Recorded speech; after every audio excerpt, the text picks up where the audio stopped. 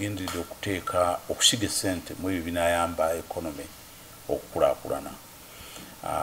Gamba mu enguudo kintu kikulu, amasanyalaze bo bakiyise infrastructure general okutwalira wamu.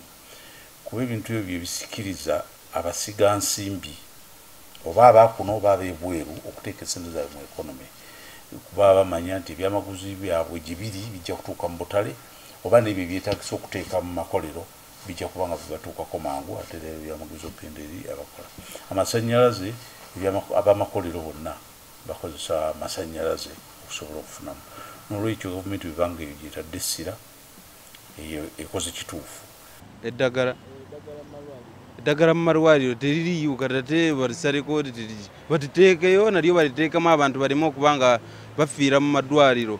Namuno nga abakazi banakazadde bafiira nnyo mu ssanya, bafiira nnyo mu leeba. Batukoledde ekintu ekiyinza tukendereza ku mafuta.